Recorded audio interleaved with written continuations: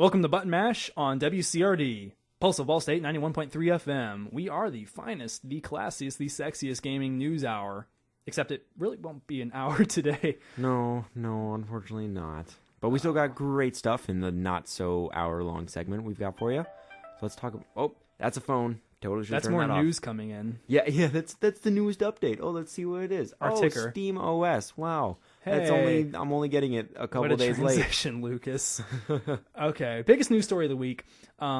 Two biggest news stories of the week, if we can get to... There can't be two biggest. That's not... There's Quiet. One's big, one's bigger. One can be biggest, but they can't both be biggest. I'm sorry. Continue. Go ahead. Steam, or rather Valve, the gaming development company, has announced three big things.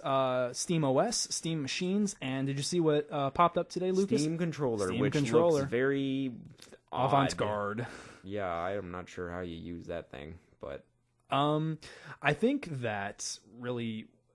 It's weird. It had like two craters in it, and then there was like a button in the middle, I think. I don't know. Kind of more touch. Some controllers have like it's the like one all touch. touchpad. This thing has like three or four sort of touch tendencies, or not tendencies, abilities. All I saw was just a picture of it. Let's I didn't explain. get to read anything. Yeah, let's explain what Steam OS and Steam Machines are.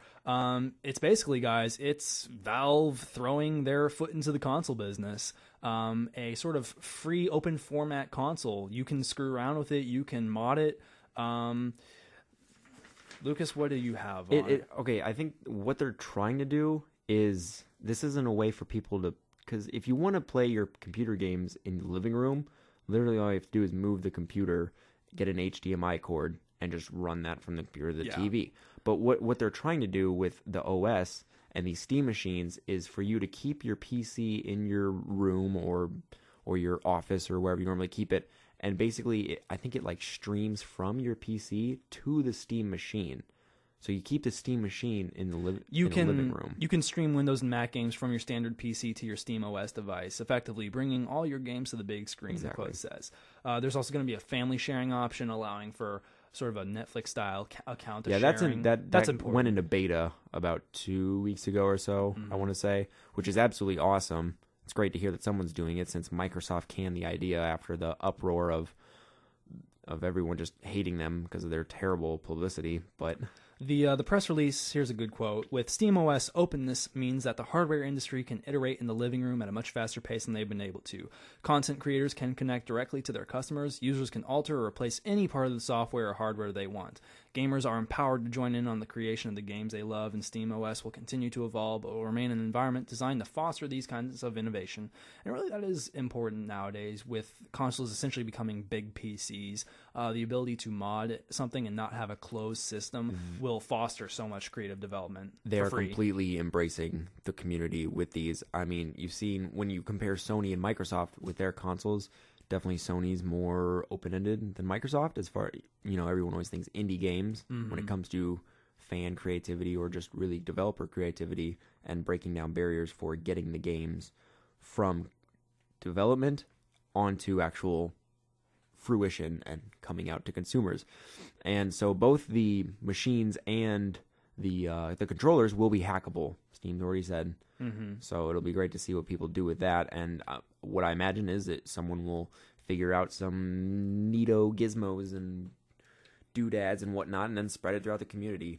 And that's how awesome. That's how we've received some of the greatest games of this generation, particularly from Valve and everything like that. They were what's the Source Engine was what it was called. They were Source Engine mods. Team Fortress 2, I believe, was a Source Engine a lot of games mod. Just started out as mods and then eventually grew into the full games we now know and love. They make Valve plenty of money, so there's that. All right. So there's that, and we might go into more on that next week if more develops, and I'm sure it will. I'm sure they'll just release more details, because at the moment, all they've really done is just Say, hey, the it's vague coming. announcement. They're like, hey, this is what it is. This is kind of what it's about. Just giving us abstract definitions, but they haven't given specifics. All right. With about 2 minutes left on the clock here, let's talk Hiroshi Yamauchi. Folks, for those of you who don't know, Hiroshi Yamauchi was the former president of Nintendo. He operated the company from 1949 all the way until 2002. You heard that right, 1949, when World War II was still in full throttle. What? You're saying 1949? Yeah. World War II ended in 45. This is why I'm not a history major. My bad, guys. All right. Sorry. It's okay. That's what I'm here for, everybody. To make sure this guy gets his facts right. Now continue. I'm pushing your buttons. I push your buttons. I have to. It's button mash. He inherited the company from his grandfather because his father left the family shortly after he was born, and sort of transitioned them from creating Hanafuda playing cards, a popular card game over in Japan, to developing these video-based games. He saw the possibilities of all these things coming out in universities and all these Atari style games that were coming out, and he said that's where the future of my kind of entertainment is going to come from. Strangely enough, Lucas, he actually never really played games. He wasn't a gamer at all. But he was a shrewd businessman, and he knew how to foster that creativity and how to get people in there and want to play it.